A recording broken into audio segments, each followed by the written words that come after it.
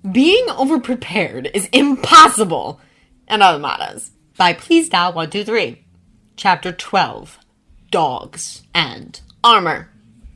Good job today, Kakashi said to Mr. Hakunin. The D ranks beyond Tora hadn't been all that exhausting, but keeping up with all of them and keeping a cheerful facade in the face of a center full of grumpy seniors had drained his kids. Neither of the boys were a socialite by any means, and even Sakura had lost some tolerance for it lately. Talking to people was hard. Do you have the energy for some training? They all looked at one another, and Kakashi waited as they made a decision. It was their job to evaluate their own capabilities. They also had to want to train, or it would be a waste of time. Yes, Sakura finally nodded for all of them. But I don't think taijutsu. Good. Tomorrow we will skip missions and do taijutsu. If we could do as we did today, we will only need to do missions every third day. I also have a surprise lesson for you. They nodded, looking a tad curious, and he gathered them all up to start smoothing out some of their ninjutsu. Who knows of summons? Kakashi asked the three. Summons? Naruto asked, confused. You mean like summoning animals? Sakura asked, eager. Yes, Naruto, if you sign a contract with certain animals, you can summon them to your location and they will fight with you, Kakashi said simply. What? Cool! Naruto grinned. Any animal? It depends. If you do sign a contract, they have to accept you first, of course, Kakashi said. They can always turn you down and strike your name from their scroll. Summons aren't mere animals. Most are powerful, with scraps of human language and even some jutsu. Often they can be much larger than a normal animal as well. Like the salmon, Sakura chirped. The salmon? Naruto echoed. Another time, perhaps, Kakashi cut Sakura off from indignant explanation. The three she is talking about had summon contracts. They also give a good example of the different kinds of summons there can be. There is the toad contract that summons various toads from regular sized to some the size of the Hokage monument. They live in the summons realm and are known as prophets and warriors. The snake summons is quite similar, and you can summon varying snakes of varying sizes. Lastly was the slug contract. Do any of you know why the slug contract is different from the other two? They all shook their heads, listening very carefully. While the other two contracts had a great deal of animals to summon, multiple toads and snakes, the slug contract has only one summons. Katsuyu is the only slug it summons. Is there a reason? Sakura asked, ever the knowledge seeker. Summon animals live in a realm separate from ours, Kakashi started. So they are not normal animals in a sense. We don't really know that much of them, but some relate them closer to kami and spirits than animals. The toad and snake contracts are tied to the species as a whole. All the toads are linked to it, just as all the snakes are linked to their contract. For Katsuyu, she is the only one of her kind. She appears to be a slug the size of a monument, but she possesses the ability to break down into 100 smaller slugs. Though she can split, she is still the same being, and it is said her contractor can communicate and channel chakra through her. They stared at him, trying to sort this information, and he gave them a moment. So, some contracts can only have one animal? Naruto finally frowned. Indeed. Take my contract, for example. You have one? Naruto blurted out, eager. He used it in Weave against Sambaza. Sakura elbowed Naruto. The dogs? I thought that was part of the illusion. Naruto grinned sheepishly. I have a contract with a pack of ninken. Kakashi smiled. Ninken are a unique contract as well, as they sign on as a pack, not as a species or individually. The Inuzuka also hold a ninken contract, but it's not for one person. They hold it as a clan. You've probably seen their companions, each Inuzuka paired with a dog. Those dogs are ninken, not normal dogs. The pack the clan signed contract with lives full-time in this realm and grew up alongside the humans, so they aren't summoned but work alongside each other every day all the time. Can we meet yours? Naruto asked, looking a tad overwhelmed. Of course. That's why I brought the subject up. I'd like you to meet them. Can we get our own summoning contracts? Sakura asked as Kakashi withdrew a scroll from his vest. If you could find one or find a summon animal in this realm to talk to. They aren't uncommon, but nor are they an everyday thing. Most people inherit them from teachers or family. I inherited my pack from my father, Kakashi explained as he unrolled his contract. But keep an eye out. They can be invaluable to you. With a flash of smoke, they were suddenly surrounded by a herd of dogs. Yo! Kakashi greeted. Look at my new puppies! Puppies! The dogs spazzed. His guinea were buried under wagging tails and prodding snouts and a mountain of rapid-fire questions as his dogs tried to sniff them, get pets, and see if they had treats. Kakashi laughed at Sasuke's indignant squawk and Sakura's yelp of surprise and Naruto's shrill yip of joy. Yo! Treat time! Kakashi called. His students and dogs alike came tripping over eagerly. What did you get us? Naruto asked, jumping up and down. Treats! Treats! Treats! Guruko yelped, jumping alongside Naruto. Kakashi lifted the convenience store bag above their heads and gave them stern looks. Sit! All his ninken sat immediately, as did Naruto. Sakura and Sasuke rolled their eyes behind him and dragged him to his feet. Kakashi tossed Naruto a box of dog treats, and the boy eagerly opened it to give the dogs a few treats each. The rest of the box got poured into Bull's mouth as the giant dog waved his tail happily. Here you go! Kakashi smiled, giving Sakura her iced coffee, and Sasuke his bottle of tea. Naruto got a bottle of orange juice, since it was the only way to make him consume fruit and veggies, it seemed. They each got a box of Pocky as well. You're the best, Sensei! Sakura gushed. My, it fills my heart with joy to hear you say those words. Kakashi wiped a tear away. She grinned at him and cracked her drink. After you've finished, we'll play a game of tag, and then I have a task for us to do in town, Kakashi declared. Tag? Naruto asked around a mouthful of Pocky. Tag where you can't touch the ground, Kakashi smiled. Or I punish you. They stared at him wide-eyed, and he cackled to back up his threats. They shuddered. By the time the game of tag was done, his students were panting, sweaty messes with sticks, leaves, and dirt in their hair and clothes. But they had improved on their tree sticking and their water walking because he had come at them from every and any angle. Sakura sticking to the edge of a boulder by her fingertips, while one foot clung to branch and the other to post just millimeters above the ground, had been inspiring. Okay, rinse off, and then we have a quick task. Kakashi smiled. His students trudged to the river's edge, splashing their arms and legs and faces. Naruto gave up and just chucked most of his clothes and waded in his boxers. Sakura rolled her eyes and helped Sasuke pick sticks out of his hair and high collar.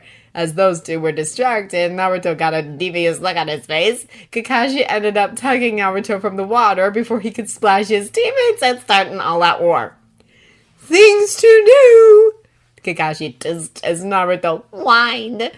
Naruto huffed but shook himself off like a dog once on land and redressed. Okay, kiddies, follow me, Kakashi said, leaping off. They scrambled after him, and Kakashi pretended not to see when Sasuke tripped Naruto to get ahead of him. The entire trip soon consisted of small sabotages as the kids made a game out of catching up first. When Kakashi dropped suddenly from the roof, they were almost all nearly on top of him. He laughed as they squawked, overshooting the stop. They backtracked quick enough, though, and joined him on the ground. Yamada! Naruto squinted at the sign above the door, reading carefully. What type of store is this? Sakura asked, eyeing the dusty window and the lack of display. A well-respected shinobi shop, Kakashi said simply as he held the door open. They all filed into the dark, dusty little shop and peered curiously about at the shelves. Ah, Atake! The shopkeeper greeted immediately. His students stared at the positively ancient woman that shuffled out from behind the counter, bent over and wearing thick glasses. What can I do for you today? The woman asked, peering up at Kakashi. You haven't lost another set of armor, have you? Kakashi held his hands up at her suspicious huffy tone. I have 3 cute little genin for you to outfit today, he said cheerfully. She peered at the dazed kids and finally smiled. Armor? Naruto asked. Yamada makes the best armor in all of the West, Kakashi nodded. Discreet, lightweight, and well worth the high price. Her armor has saved my life a few times. With a teacher like him, you'll need it, the woman muttered. Who first? Sakura and Sasuke glanced at one another, then shoved Naruto forwards. It took an hour to fit the kids with armor. Yamada's armor was very modern, made less of metal and more of seal-reinforced chain, mesh, and cloth. Her shields were very secret and very useful, and it was said the Yondame himself had come to her for help with seals. It was even rumored she had Uzumaki blood. Yamada was one of the best-kept secrets of Konoha, and her armor had saved hundreds of lives. Each piece was unique and handmade and valuable. Nearly every Konoha jonin wore at least a piece of her armor. Kakashi knew for a fact that the mesh shirt Anko wore openly was one of Yamada's more advanced ones, the mesh stronger than steel. His students were each fitted with specific pieces. Naruto argued for mesh in the end because he said he needed to be able to squeeze into small spaces to set traps. Mesh wasn't the strongest of her armor, but Naruto had a very good healing rate, so Kakashi was not as worried. The mesh would give for nothing less than the sharpest chakra blades anyway. He may get cut between the spaces, but he would never be disemboweled. So Naruto was outfitted in a long-sleeves mesh shirt and spandex-like pants to wear under his normal clothes that were so inked in seals they had appeared to be black despite the fact that the cloth was white. Sasuke went next and got a set of heavier armor. He got a shirt that was a few layers thick, delicate chainmail sewed between layers of cloth. It was flexible enough for his style, but solid enough to take heavier hits. He got pants and a shirt, all in dark colors. Sakura was the trickiest of the lot. While he wanted to get her the heavy armor, she also needed room to grow, not just up, but around the curves. Armor was expensive enough, he wasn't going to buy them new sets every time they shot up a few inches. For that reason, Sasuke and Naruto's were a few sizes too large, easily fixed by folding and bandaging tight at places like the ankle, wrist, and waist. Since they had picked an armor, it was flexible enough to do so. But Sakura was going to grow in different ways from the boys. In the end, Kakashi sent the boys on a convenience store run, and Yamada spent some time fitting her with various combinations. By the time they had decided, Sakura had a chest piece of armor that was fashioned to look like a tank top. It covered mid-stomach to her collarbone, and was flat and smooth, protecting her ribs and heart. It was made of a layer of plate set between cloth. It was held on by straps under her arm, over her shoulders, that could be adjusted for growth. The layer touching her skin was a tad more padded, and would fit comfortably unless Sakura developed quite a bit. Sakura wore a layer of mesh like Naruto's underneath the plate to cover her stomach and lower back. Sakura was a heavier hitter than the boys, and would most likely be more often engaged in taijutsu battles, so she got a few extra pieces as well. Arm guards were tucked in the pile to cover her forearms to her wrist. On top of that, she got plate armor that hugged her legs and traveled from her ankle up to mid-thigh that was a masterpiece of interlocking pieces to cover her legs while also keeping her flexibility and staying silent. Her plate armor was quite heavy, but well worth it in Kakashi's opinion. She would grow used to it. "I can have it to you in 2 weeks, if it's a rush," Yamada said with a knowing look. "That would be perfect," Kakashi smirked. "Good. I will have to resize and readjust some of it, leaving room for growth, of course," Yamada said as she tallied his total. "Girl, what color do you want the plating?" "I can choose?" Sakura asked, startled. "I thought it was automatically black." "I cover the seals with a layer of paint to hide them," the woman explained. "Do you want it plain black?" Sakura looked to Kakashi, but shrugged. Could I have them mostly black? Maybe just some detailing?" "Acceptable. What color?" "Red," Sakura finally decided. When she said the total, Sakura winced, but Kakashi willingly paid. "Are you sure?" Sakura asked shyly. "That's a lot of money." "And it will most likely save your lives at some point, so well worth it." Kakashi ruffled her hair. "Let your old sensei give you a gift." "You constantly give us gifts," she protested. "Not like I'm broke," he chuckled. She let him off the hook, but he caught her muttering something to Sasuke and Naruto as they returned. They all took a break outside the shop, sipping at their new drinks and nibbling on the treats Naruto had picked out. "So, armor down. I feel like after our adventures in the forest, some of you need new clothes," Kakashi said, looking them over. They had each got something in the tea capital, but it was civilian-made, not meant for ninja stress. After the trouble in Wave, the clothes were even more tattered, if not well-mended. "Let's go take a quick look," Kakashi said, leading them off to another popular shinobi shop. Once again, this shop was not distinguished by signs or advertisements, but by word of mouth. It was a popular store for jounin, and Kakashi even recognized one of the men browsing when they entered. It was once again a small shop that had a few racks of clothes but specialized in customization.